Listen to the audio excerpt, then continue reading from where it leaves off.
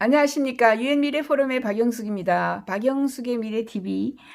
오늘은 세수 AI의 박재준 대표님을 모셨습니다.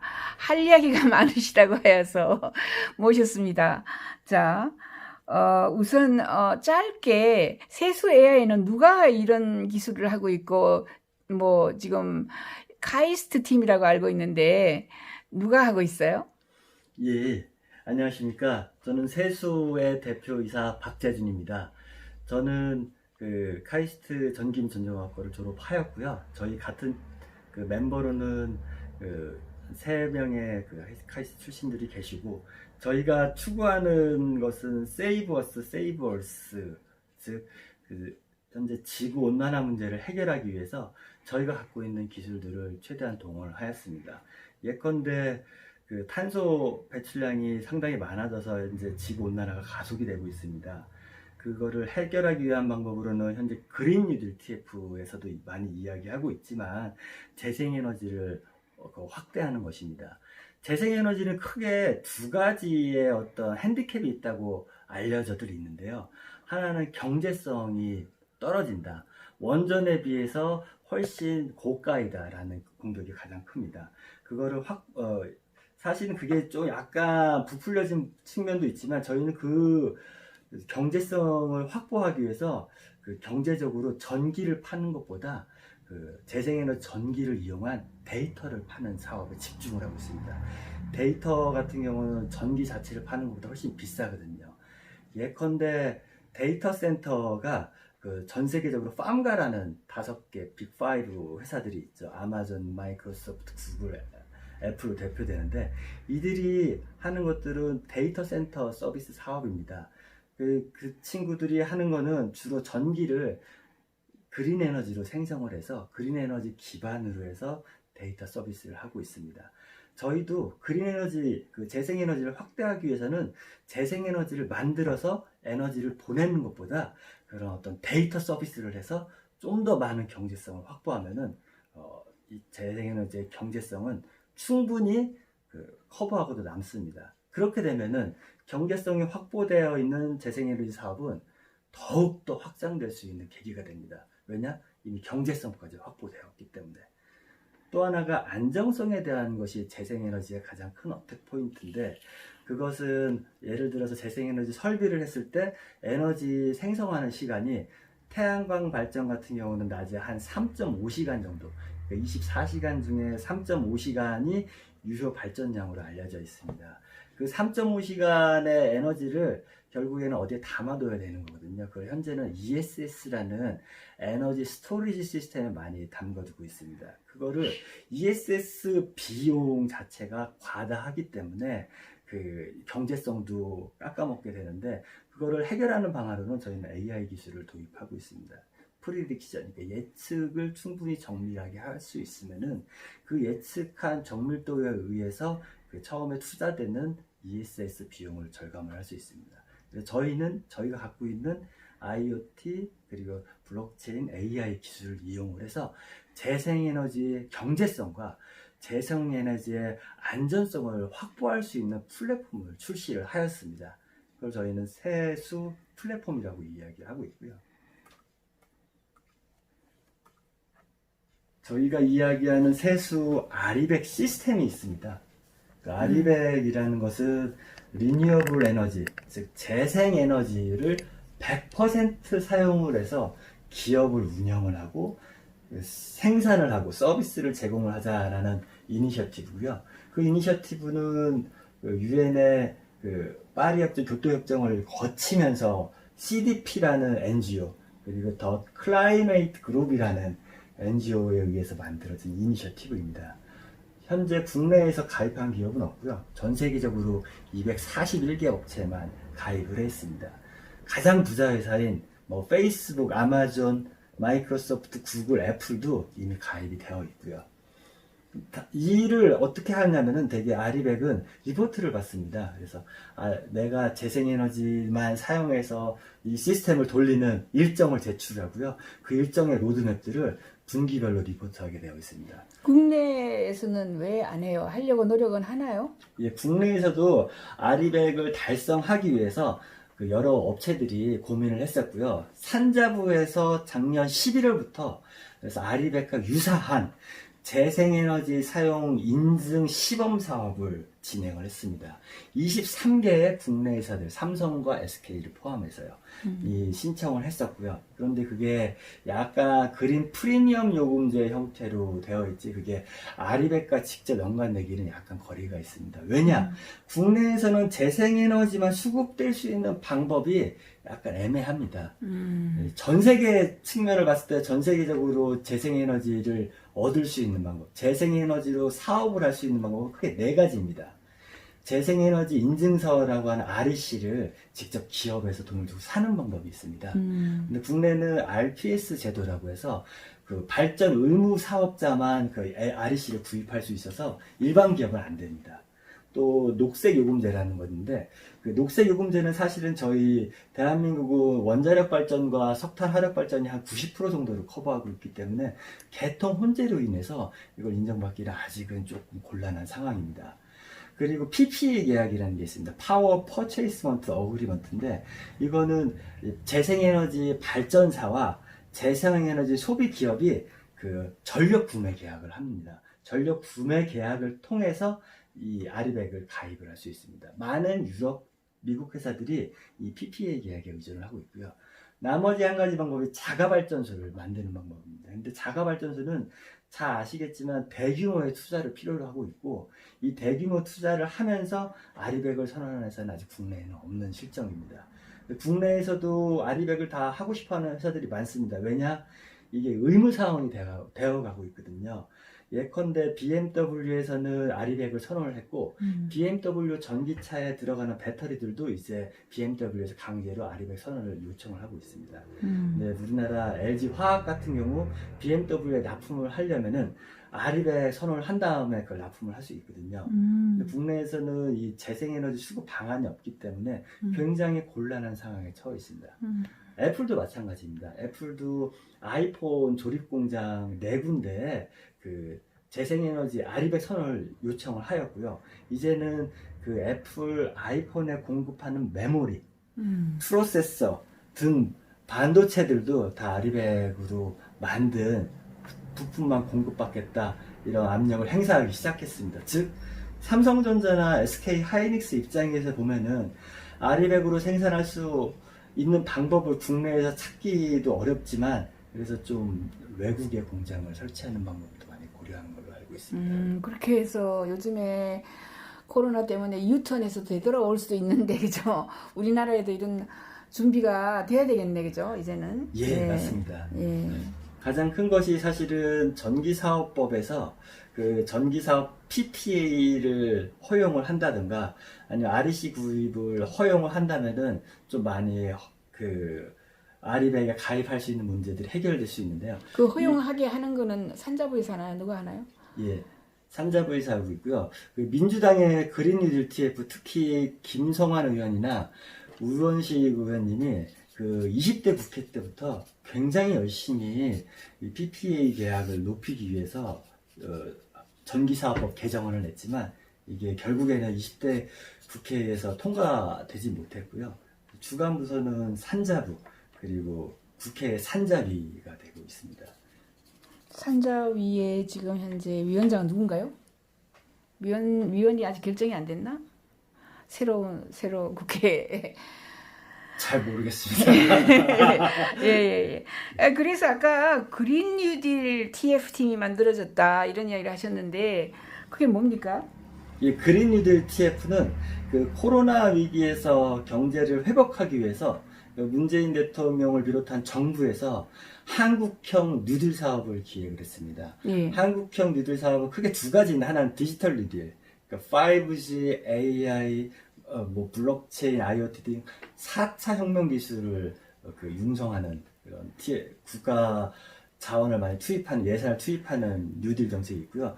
또 하나가 그린 뉴딜입니다. 그린 뉴딜은 재생에너지 공급원, 재생에너지 발전소를 확장하는데 많은 투자를 하겠다, 예산을 투입을 하겠다라는 것들이고요. 어떻게 보면 그린 뉴딜 그 정책은 현재 건설 대규모 SOC 정책들이 많습니다. 근데 그런 SOC를 확충을 할 때 꼭 그 부가가치를 높이는 방법들을 생각을 해야 되거든요. 예컨대 재생에너지를 만든 전기는 비쌉니다. 비쌀 수밖에 없어요. 현재는. 그 비싼 전기를 일반 소비자가 구매한다는 것도 굉장히 용기가 필요한 실정이고요. 그랬을 때 그들의 용기를 북돋아 주는 것도 필요하지만 오히려 경제성을 확보하는 게 굉장히 필요합니다. 그래서 제가 계속 이야기하는 것은 전기를 전기 자체로 팔지 말고 이 전기를 데이터로 팔자라는 접근입니다. 전기를 데이터로 판다는 측면은 일부분 그 인프라스트럭처에 대한 투자비도 절감을 할 수 있습니다.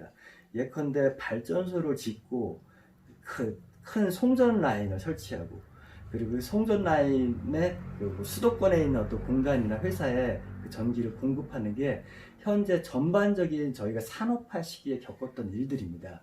그랬을 경우에는 어떤 일들이 발생을 했냐면은 그 미세먼지 문제들이 많이 발생을 했어요. 예컨대 국내 미세먼지 밀도가 가장 높은 도시가 충청남도 당진시입니다. 당진시는 전 세계에서 가장 큰 석탄 화력 발전소가 있고요. 그 석탄 화력 발전소를 포함해서 전국 석탄 화력 발전소가 총 60개소인데요. 30개가 저 지역에 있습니다. 그래서 나사에서 인공위성을 띄우면은 그 지역이 빨갛게 보일 정도예요. 그래서 만든 에너지들은 당진시의 에너지 자급률은 무려 460%입니다.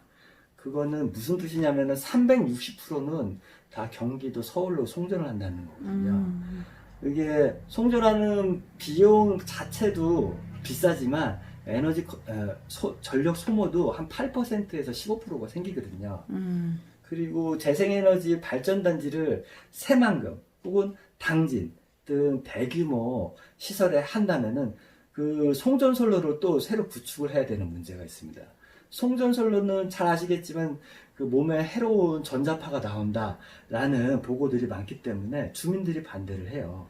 그러면 지하 송전선로를 구축을 해야 되는데 지하 송전선로 구축하려면은 1km를 그 송전선로 구축하는데 무려 355억 원이 듭니다.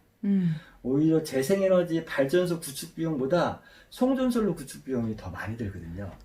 그런 측면에서 저는 게임을 좀 다르게 보고 있습니다. 예컨대 대규모 발전소, 특히 재생에너지 발전소 설비를 한다면은 그곳에 부가가치를 많이 일으킬 수 있는 산업을 두자라는 겁니다. 그 중에 하나가 그 데이터 센터는 현재 전 지구 에너지의 3% 정도를 소모하고 있습니다. 근데 2025년 되면은 지구상의 20%의 에너지를 데이터 센터가 소모할 전망이거든요. 이 이야기는 현재 있는 데이터 센터들이 7배가 늘어난다는 거예요. 그럼 데이터 센터를 그렇게 많이 늘어나면 경제성이 확보됩니다. 전 세계 5대 부자, 마이크로소프트, 아마존, 애플, 구글은 결국은 데이터 센터 회사거든요. 이들 5개 회사의 시가총액이 무려 4천조 원입니다. 저희 나라 한전의 시총이 16조 원이거든요. 어마어마한 규모의 사업을 하고 있죠.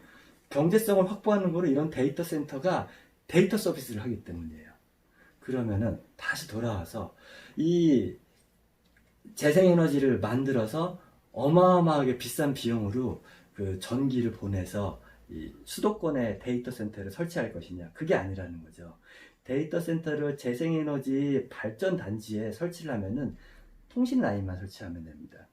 비대면 사회가 돼가고 있고 이미 저희는 재택근무들을 많이 하고 있습니다.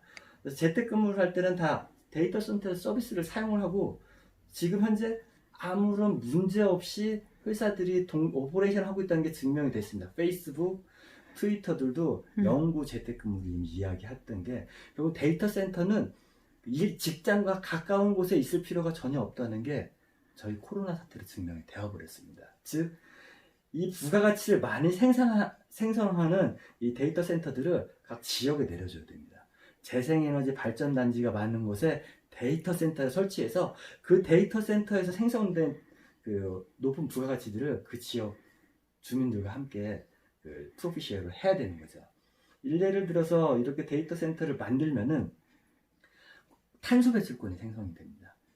탄소 배출권이 생성이 되면은 그게 내년부터는 또 파리 협정이 발효가 돼서 좀 더 가치가 올라가게 되거든요. 그 탄소 배출권들을 그 지자체와 그 지역의 시민들과 함께 나누는 거죠. 지금까지 석탄 화력 발전으로 고통받았던 지역의 주민들이 그 탄소 배출권 기반으로 지역 배당을 받거나 주민 지역 화폐 기반의 어떤 기본소득을 공급을 받는 겁니다. 그러면은 지금 기본소득을 나눠주기 위해서 재원 확보가 기재부에서 어려운 걸로 알고 있는데, 이 탄소 배출권 기반으로 인해서 그 지역 주민들에게 기본소득을 나눠줄 수 있으면은 그 부가가치도 높은 산업이기 때문에 충분히 기본소득의 재원도 확보할 수가 있습니다. 예. 가령 예를 들어서, 제가 하동 군수님이 굉장히 그 데이터 센터를 유치하고 싶다 저한테 여러 번 이야기를 하셔서 제가 비트퓨리라고 소개를 해줬어요. 일단 이 데이터 센터를 만들면 30%는 스토리지고, 그죠? 뭐 40%가 CPU 돌리는 이런 뭐 프로세싱하고, 쿨링이 30% 정도 된다 그랬는데, 이 비트퓨리는 쿨링을 이머션 쿨링 해가지고 아예 칩들이 물 속에 들어가서 쿨링이 되기 때문에, 뭐 네이버 같은데 굉장히 많은 물을 소비한다 그랬잖아요. 춘천에 있는 뭐 데이터 센터 같은데, 그죠? 그래서 물 가까이 있을 필요도 없네, 그죠? 그렇게 이머션 쿨링, 이 신기술이고 비트퓨리만 가지고 있는 기술이고, 거기에서 이제 홍콩에 이미 대량으로 이머션 쿨링 시스템으로 데이터 센터를 만들었어요. 네네. 이것을 가지고 온다면 굉장히 그 비트퓨리의 발레리 바빌로프 제가 잘 아는 친구인데, 그죠? 제가 거기에 어드바이저입니다. 그러니까 그 사람들을 데리고 올 수도 있고, 그걸 데리고 와서 하동에도 이제 하동 화력 발전소도 있고 뭐 있는데, 그 안에 산단도 있는데, 산단에 뭐 들어올, 요즘에 제조업은 사양 산업이라 들어올 그런 산업들이 없어요. 예, 어떻습니까? 지방에 전부 산단들이 탕탕 비어 있고, 그죠? 예. 뭐 구미 산단도 그렇고 뭐 여러 군데 가까이 만약에 이제 태양광이나 이런 재생 에너지만 설치가 된다면 그게, 그러니까 세트로 들어가면 되죠, 그죠? 데이터 센터와 태양광 단지 세트로 들어가서 거기에다가 내년부터 또 이익이 되는, 그죠? 탄소 배출권 등이라든가 이렇게 주민들에게 나눠줄, 주민들에게 뭐 그냥 그 상품껏 나눠주는 것보다 훨씬 더, 그죠? 이게 재난 기본소득처럼 나눠줄 수도 있겠네, 그죠? 맞습니다. 그러니까 이야기 한번 해보세요. 예, 충분히 가능하고요. 특히 비트퓨리의 그 쿨링 기술이 그 기존에 있는 쿨링 기술보다 훨씬 효율이 높다면은 그것으로도 이제 탄소 배출권 외부 사업이 가능합니다. 기존의 에너지를 감축했다는 것만 저희 그 IoT 기계에서 측정이 가능하면은 그게 외부 사업으로 등록이 돼서 탄소 배출권이 생성이 되고, 그 생성된 탄소 배출권은 당연히 지자체와 그 지역 주민들의 기본소득의 재원으로 충분히 사용될 수도 있고요. 그 이외에도 이미 데이터 센터 사업이라는 것이 전 세계 가장 부자들이 하는 사업이고, 가장 부자 회사들이 많은 레비뉴를 얻고 있는 사업이기 때문에 부가가치를 지역에서 충분히 많이 창출을 할 수 있습니다. 아까도 말씀드렸지만 이미 비대면 사회는 우리가 원치 않더라도 겪었고, 비대면 사회가 이게 제대로 동작한다는 것들도 이미 다 체감을 하고 있습니다. 그로 인해서 뭐 국내에 직장이 어디든 집이 어디든 데이터 센터 인근에 저희가 꼭 로케이션을 가질 필요가 없는 것이고요. 그 지역에서는 그 지역의 높은 부가가치를 얻을 수 있는 데이터 센터를 분산 전환 형태로 갖고 있으면 충분히 모두 다 행복하게 살 수 있을 것 같습니다. 그렇죠. 이제 그러니까 부의 평준화도 이룰 수 있다, 이렇게 이야기를 하거든요. 네. 지금 현재 저는 미래학자인데 지금 트위터나 페이스북이나 아니면 구글이 있던 그 도시 또는 그 지역에 이제는 재택 근무가 이제 영구적으로 되기 때문에 20% 또는 60%까지 지금 집세가 떨어지고요. 렌트비, 사무실 렌트비가 그냥 급감하고 있어요. 네. 처음부터 그 사람들이 어디로 가느냐 하면 중소도시로 지금 이주를 하고 일은 그냥 그저 온라인으로 하니까 재택근무를 하니까 네. 그렇게 되면서 부의 평준화가 일어난다. 왜? 지금 현재 트위터나 뭐 구글에 근무하는 아이들의 연평균이 2억 3천, 2억 5천, 3억 정도 돼요. 네. 그렇게 이제 부자 아이들이 전부 시골로 가서 그 돈을 쓰기 시작하는 거죠. 그러면 그 가난한 도시에 부자 아이들이 와가지고 그 돈을 가지고 뭐 슈퍼마켓에서 쓰고 그죠. 뭐 여러 가지 놀이공원에서 쓰고 이렇게 부의 평준화가 일어나는 게 이번에 코로나에 뭐 맞아 죽을라 장점이기도 합니다. 코로나가 일어나서 그죠. 이 비대면 사회가 이제 생성이 되었고 재택근무, 원격 근무, 원격 뭐 진료, 원격 교실부터 시작해서 전부 원격으로 지금 진행이 되고 있는데 우리도 지금 세수 AI도 원격 그죠? 원격 뭐라 그러지? 이걸 원격 시스템, 원격 그 저희는 재생에너지 시스템, 예, 원격 재생에너지 인증 시스템, 시스템입니다. 그렇죠. 이거를 강조를 하면은 자 그린 뉴딜 TF팀이 반드시 이것을 들어야 하고 그죠. 또 중소기업 벤처 장관님도 이런 이게 일자리 창출이 많이 되는 거 아니겠습니까? 예, 부의 맞습니다. 평준화도 이루면서 일자리 창출이 그러니까 데이터 센터가 여러 군데 조그맣게 많이 들어선다면 그 주변에 스타트업이 가가지고 모여가지고 또 일도 할 수 있는 거고 장점이 많이 있죠. 예, 맞습니다.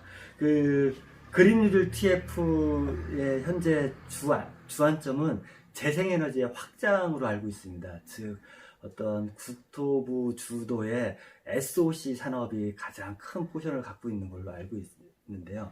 그러니까 어떤 재생에너지 발전소를 많이 짓자라는 부분에 그 포커싱이 되어 있습니다. 하지만 그 재생에너지만 짓고 거기서 전기를 생성을 하고 그 전기를 또 송전솔로로 원거리를 보내는 것보다 그 재생에너지 생성하는 지역에 이 고부가가치 산업을 유치를 해야 됩니다. 고부가가치 산업을 유치한다는 것은 비대면 사회에서는 데이터 사업이거든요.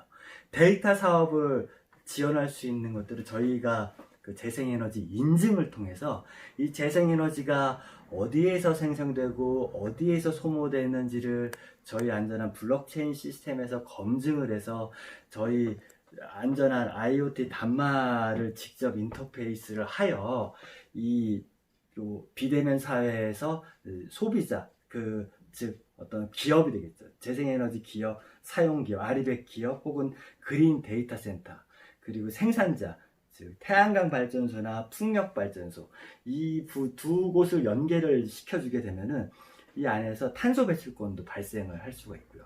탄소 배출권이 발생되면 지역에 환원을 해서 그 지역의 기본소득으로 사용을 할 수 있습니다. 즉 그린 뉴딜 정책으로 인해서 발전소만 늘리는데 그치지 않고 이러한 재생에너지 플랫폼을 도입을 하면은 부가가치를 향상을 하고 그 향상된 부가가치를 그 지역의 주민과 공평하게 공정하게 나눌 수 있는 시스템입니다. 네, 그렇죠. 이렇게 뭐 좋은 시스템을 한국에서 그죠 카이스트 팀이 열심히 개발을 했는데 정말 많은 뭐 당진뿐만 아니라 그죠 하동뿐만 아니라 여러 그 미세먼지를 조절해야 되는 뭐 각 시도 지사님들이 이런 좋은 시스템을 이용을 해서 또 외국에서는 이미 스마트 시티 하면은 How many data centers do you have? 이렇게 물어봐요. 데이터 센터 너 몇 개 가지고 있냐? 서울은 데이터 센터가 몇 개 있느냐?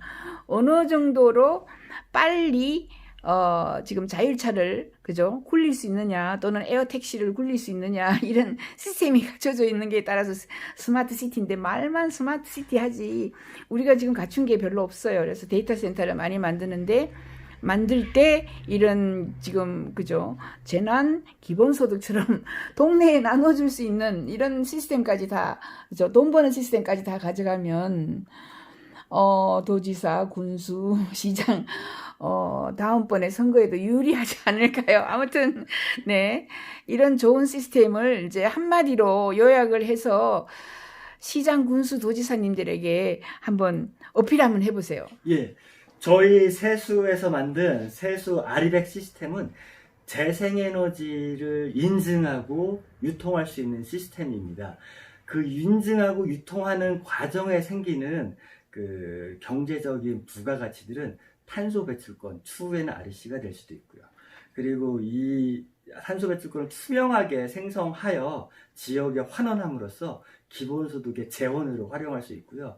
그리고 지구 기후변화를 막는데 226개의 지자체장들이 이미 지난 6월 초에 선언을 했습니다. 그분들이 행동을 할 때는 그냥 단지 현재의 재생에너지 발전소를 확충한다는 것보다 이런 IoT, 블록체인, 디지털 기술들을 이용을 해서 부가가치를 높여서 그 높여진 부가가치들을 그 지자체에서 사용하는 그런 행복한 고민을 하시게 될 겁니다. 그렇죠. 그리고 세수 AI하고 제가 어드바이저로 있는 비트퓨리하고 연결을 해서 그죠. 어디든지 데이터 센터 지을 때 이멀션 시스템을 하면은 땅이 거의 100분의 1밖에 안 들고 굉장히 절약이 되나 봐요. 그리고 물도 그렇게 굉장히 세이브가 되고 굉장히 좋은 이런 신기술을 도입을 했을 때는 또 자랑할 수 있는 데이터 센터. 우리 시장님은 우리 지역에 데이터 센터가 3개 있어. 이렇게 자랑하실 수도 있고.